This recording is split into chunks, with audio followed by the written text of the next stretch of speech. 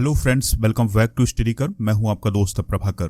दोस्तों, आज हम आपके साथ डिस्कस करने वाले हैं 2 फरवरी 2022 से related most important current affairs. तो दोस्तों, इस लेक्चर को आप बहुत ही ध्यान से सुनते जाइएगा। लास्ट में आपसे कुछ क्वेश्चन पूछ जाएंगे तो उनके आंसर आपको कमेंट बॉक्स में जरूर देना है दोस्तों, क्योंकि जब आप आंसर देते हैं तो इससे आपका कॉन्फिडेंस और आपका मेमोरी पावर ये दोनों बढ़ते हैं। तो लास्ट में जो प्रश्न पूछे जाएंगे उनके आंसर जरूर दीजिएगा।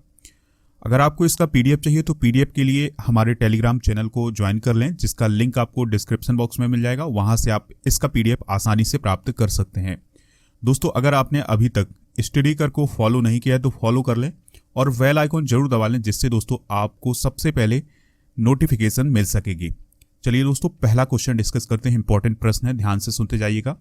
संसद ने पेश की गई इकोनॉमिक सर्वे के अनुसार वित्त वर्ष 2022-23 के लिए देश की जीडीपी ग्रोथ रेट का अनुमान क्या लगाया है? तो दोस्तों, हाल ही में भारत सरकार के द्वारा संसद में आर्थिक सर्वेक्षण या इकोनॉमिक सर्वे पेश किया गया है। तो इसमें 2022-23 के लिए जीडीपी ग्रोथ रेट का अनुमान क्या लगाया है? तो आंसर है इसका 8 से 8.5, यानी भारत की जो जीडीपी ग्रोथ होगी वो कितनी होगी?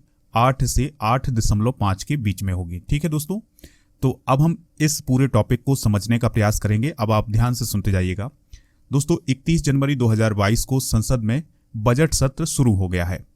लोकसभा में वित्त मंत्री निर्मला सीतारमण ने साल 2021-22 के लिए इकोनॉमिक सर्वे या आर्थिक सर्वे रिपोर्ट को संसद में जारी किया है। दोस्तों, जो इकोनॉमिक सर्वे होता है, एक साल में देश के आर्थिक विकास का सालाना लेखा जोखा होता है।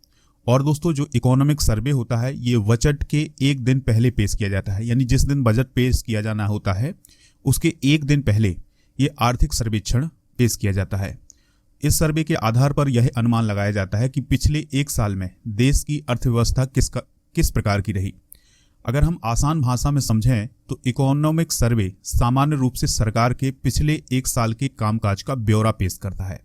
दोस्तों, ध्यान से सुनिएगा कि सरकार के द्वारा पिछले एक वर्ष में क्या कार्य किया गया है और कितना मुनाफा कितना घाटा, ये जो कुछ भी है दोस्तों, इसको बताया जाता है किसमें? इकोनॉमिक सर्वे में। ठीक है दोस्तों, तो जो सरकार के द्वारा पिछले साल किया गया काम है उसका ब्यौरा कहलाता है इकोनॉमिक सर्वे।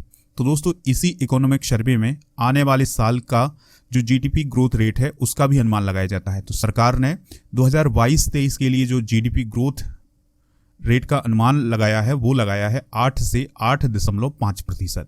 ठीक है दोस्तों, और 2021-22 के लिए जो अनुमान लगाया था वो लगाया था 9.2%। ठीक है दोस्तों, लेकिन वित्त वर्ष 2020-21 में जीडीपी ग्रोथ रेट -7.3% थी। तो ये पॉइंट आप नोट कर लेंगे। ठीक है दोस्तों, वित्त मंत्री कौन है? याद रखिएगा, निर्मला सीतारमण है। चलिए अगला प्रश्न देखते हैं। इंपॉर्टेंट प्रश्न है। केंद्र सरकार ने एलआईसी के चेयरमैन एम.आर. कुमार का कार्यकाल कब तक के लिए बढ़ा दिया है? तो दोस्तों, हाल ही में केंद्र सरकार के द्वारा एलआईसी के चेयरमैन का कार्यकाल बढ़ाया गया है। तो ये कब तक के लिए बढ़ा दिया गया है? तो आंसर होगा इसका मार्च 2023 तक के लिए, यानी मार्च 2023 तक के लिए एम.आर. कुमार एलआईसी के चेयरमैन होंगे। ठीक है दोस्तों, तो केंद्र सरकार ने life insurance corporation of India यानी एलआईसी के चेयरमैन का कार्यकाल दूसरी बार बढ़ाया है। ठीक है, इससे पहले 2021 में यानी जून 2021 में एम.आर. कुमार को 9 महीने का एक्सटेंशन देकर मार्च 2022 तक उनका कार्यकाल किया था, लेकिन अब उसको बढ़ा करके मार्च 2023 तक के लिए कर दिया है, यानी 2 बार इनका कार्यकाल बढ़ा है। इसके अलावा सरकार ने मैनेजिंग डायरेक्टर राजकुमार का कार्यकाल भी 1 साल के लिए बढ़ा दिया है। तो ये कुछ निर्णय लिए गए हैं हाल ही में केंद्र सरकार के द्वारा। दोस्तों, बात आई है यहाँ पर एलआईसी की। तो एलआईसी का फुल फॉर्म क्या होता है? लाइफ इंश्योरेंस कॉर्पोरेशन, जिसकी स्थापना हुई थी 1 सितंबर 1956 को। ठीक है दोस्तों, तो यह भारत की सबसे बड़ी जीवन बीमा कंपनी है और देश की सबसे बड़ी निवेशक कंपनी भी है। यह पूरी तरह से भारत सरकार के स्वामित्व में है।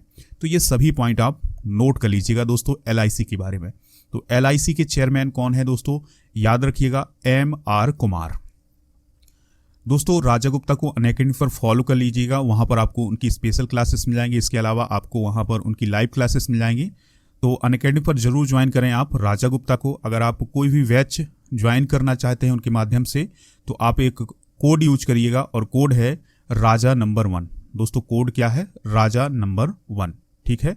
और अगर आप फ्री क्लास भी ज्वाइन करना चाहते हैं अनअकैडमी पर, तो उसके लिए भी कोड यूज करिएगा राजा नंबर 1। चलिए दोस्तों बढ़ते हैं करंट अफेयर्स की ओर, देखते हैं अगला क्वेश्चन क्या है।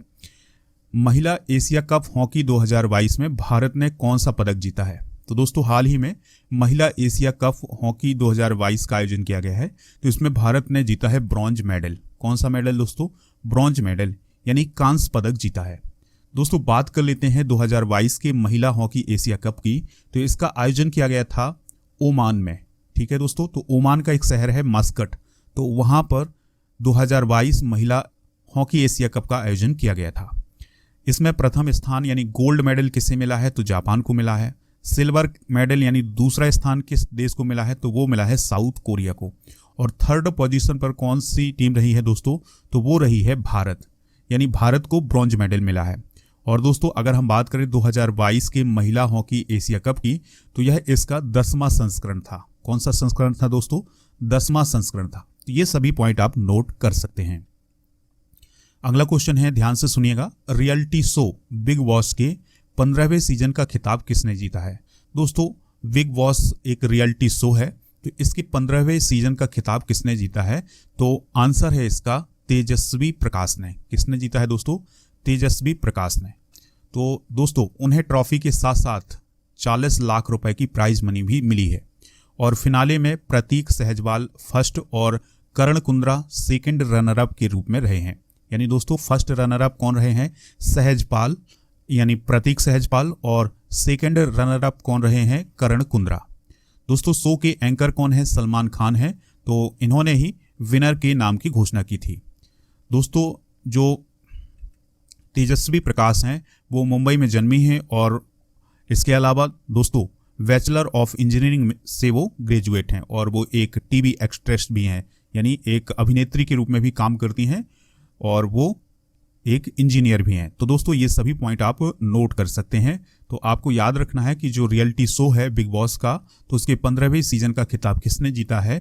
तेजस्वी प्रकाश ने।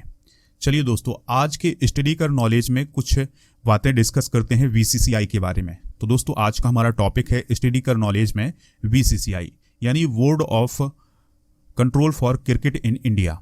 दोस्तों जो VCCI होती है वो भारत में क्रिकेट के लिए एक गवर्निंग बॉडी होती है, यानी जितना भी क्रिकेट होगा VCCI के अंडर कर ही काम करेगा, ठीक है दोस्तों। तो ये सभी पॉइंट आप नोट करते जाइएगा VCCI के बारे में। तो VCCI की स्थापना कब हुई थी? तो 1928 में VCCI की स्थापना हुई थी। हेडक्वार्टर कहाँ है इसका? मुंबई महाराष्ट्र में है। और इसके वर्तमान अध्यक्ष कौन है? सौरभ गांगुली हैं। सचिव कौन है? जय शाह हैं। और पुरुष टीम के कोच कौन है? तो उनका नाम है राहुल द्रविड़, ठीक है दोस्तों। और ODI के कप्तान कौन है? तो याद रखिएगा रोहित शर्मा है। कौन है दोस्तों? रोहित शर्मा। तो ये कुछ पॉइंट हैं, इनको आप नोट कर लीजिएगा VCCI के बारे में। चलिए दोस्तों फिर से बढ़ते हैं करंट अफेयर्स की ओर। अगला क्वेश्चन देखते हैं, इंपॉर्टेंट क्वेश्चन है। वर्ल्ड लेप्रोसी डे यानी विश्व कुष्ठ दिवस कब मनाया जाता है? तो दोस्तों इसका जवाब है जनवरी के चौथे रविवार को। जब भी जनवरी का चौथा रविवार होता है तो उस दिन वर्ल्ड लेप्रोसी डे मनाया जाता है। दोस्तों साल 2022 में यह दिवस 30 जनवरी को मनाया गया। कब मनाया गया दोस्तों? 30 जनवरी को। तो विश्व कुष्ठ दिवस हर साल 30 जनवरी को महात्मा गांधी की पुण्यतिथि पर मनाया जाता है। इस वर्ष कुष्ठ दिवस यानी लेप्रोसी डे 2022 की थीम क्या थी? तो थीम जरूर याद रखिएगा, यूनाइटेड फॉर डिग्निटी। ये सबसे इंपॉर्टेंट पॉइंट होगा कि 2022 की वर्ल्ड लेप्रोसी डे की थीम क्या है? तो इसकी थीम है यूनाइटेड फॉर डिग्निटी। दोस्तों कुष्ठ रोग क्या है? तो इसको आप ध्यान से सुनिएगा। कुष्ठ रोग एक पुरानी संक्रामक बीमारी है जो एक बैसिलस माइक्रोबैक्टीरियम लेप्राई के कारण फैलती है, ठीक है दोस्तों। तो ये बैसिलस के माध्यम से फैलती है और माइक्रोबैक्टीरियम लेप्राई के माध्यम से फैलती है। तो ये सभी पॉइंट आप नोट कर लें कुष्ठ रोग के बारे में। चलिए दोस्तों अगला प्रश्न डिस्कस करते हैं, ये भी हमारा डे से रिलेटेड है, तो ध्यान से सुनते जाइएगा। दोस्तों इंडियन कोस्ट गार्ड डे कब मनाया जाता है? इंपॉर्टेंट पॉइंट है, इंपॉर्टेंट क्वेश्चन भी है आपके लिए। तो इसका जवाब है 1 फरवरी को।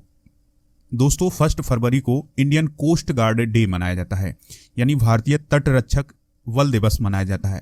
तो इस साल जो 2022 का दिवस मनाया गया है, यह भारतीय तटरक्षक बल का 46वां स्थापना दिवस था। ठीक है दोस्तों, अगर हम बात करें भारतीय तटरक्षक बल की यानी कोस्ट गार्ड की, तो उसके पास अब 158 जहाज हैं और 70 विमान हैं। इसके पास 2025 तक 270 प्लेटफॉर्म और 80 विमान होने की संभावना है। और जो भारतीय तटरक्षक बल है, यह दुनिया का चौथा सबसे बड़ा तटरक्षक बल है। यह एक सशस्त्र बल, समुद्री खोज और बचाव और कानूनी प्रवर्तन एजेंसी है। दोस्तों, इसकी स्थापना औपचारिक रूप से 1 फरवरी 1977 को की गई थी। ठीक है दोस्तों, तो भारत का जो तट है, समुद्री तट, उसकी रक्षा करने का काम किसका है? भारतीय तटरक्षक का। ठीक है दोस्तों, तो ये पॉइंट आप नोट कर सकते हैं। अगला प्रश्न है, किस शहर को जनवरी 2022 में भारत का सबसे बड़ा इलेक्ट्रिक वाहन चार्जिंग स्टेशन मिला है? दोस्तों, यानी सबसे बड़ा इलेक्ट्रिक वाहन चार्जिंग स्टेशन किस शहर में खोला गया है? तो ये पॉइंट आप याद रखिएगा। तो आंसर होगा इसका गुरुग्राम में। ठीक है दोस्तों, गुरुग्राम हरियाणा में सबसे बड़ा इलेक्ट्रिक वाहन चार्जिंग स्टेशन खोला गया है। दोस्तों, हरियाणा के गुरुग्राम में अब 100 चार्जिंग पॉइंट वाला इलेक्ट्रिक वाहन चार्जिंग स्टेशन खोला गया है। ठीक है दोस्तों, कितने चार्जिंग पॉइंट हैं? 100 चार्जिंग पॉइंट हैं। इसे चौपहिया वाहनों के लिए भारत का सबसे बड़ा चार्जिंग स्टेशन माना जा रहा है। यानी 4 पहिया जो वाहन होते हैं उसके लिए सबसे बड़ा चार्जिंग स्टेशन माना जा रहा है गुरुग्राम को। दोस्तों, इस electrical vehicle charging station tech piloting company electrify private limited के द्वारा विकसित किया गया है। यानी जो चार्जिंग स्टेशन डेवलप किया गया है, ये किसके द्वारा किया गया है? तो याद रखिएगा उस कंपनी का नाम इलेक्ट्रीफाई प्राइवेट लिमिटेड। क्या नाम है दोस्तों? Electrify private limited. पहले भारत का सबसे बड़ा इलेक्ट्रिक व्हीकल चार्जिंग स्टेशन कहाँ था? नवी मुंबई में, और जिसमें इलेक्ट्रिक व्हीकल के लिए 16 AC और 4 DC चार्जिंग पोर्ट थे। लेकिन अब सबसे बड़ा चार्जिंग स्टेशन कहाँ पर खोला गया है दोस्तों? गुरुग्राम हरियाणा में। चलिए दोस्तों, अगला प्रश्न डिस्कस करते हैं। लास्ट क्वेश्चन है, ध्यान से सुनते जाइएगा। जनवरी 2022 में किस देश का पहला योग उत्सव मनाया गया? तो जवाब है इसका सऊदी अरब का। ठीक है दोस्तों, यानी सऊदी अरब में हाल ही में सऊदी अरब का पहला योग उत्सव मनाया गया है। तो सऊदी अरब का पहला योग उत्सव 29 जनवरी 2022 को जेद्दा के वाणिज्यिक केंद्र में आयोजित किया गया। ठीक है दोस्तों, एक स्थान है जिसका नाम है जेद्दा। तो वहाँ के जो वाणिज्यिक केंद्र था उसमें पहला योग उत्सव आयोजित किया गया है। इस उत्सव का आयोजन सऊदी अरब ओलंपिक समिति, खेल मंत्रालय के तहत एक संस्था सऊदी योग समिति या नया सऊदी योग महासंघ के द्वारा किया गया था। ठीक है दोस्तों, सऊदी अरब ने औपचारिक योग प्रोटोकॉल की स्थापना के लिए 2021 में भारत के साथ एक समझौता ज्ञापन पर हस्ताक्षर भी किए थे। तो ये सभी पॉइंट नोट करना है आपको, लेकिन आपको ये याद रखना है कि सऊदी अरब का पहला योग उत्सव 29 जनवरी 2022 को जेद्दा के वाणिज्यिक केंद्र में आयोजित किया गया है। दोस्तों, विश्व योग दिवस कब मनाया जाता है? ये पॉइंट आप नोट कर लें। तो विश्व योग दिवस मनाया जाता है हर साल 21 जून को। कब मनाया जाता है? 21 जून को।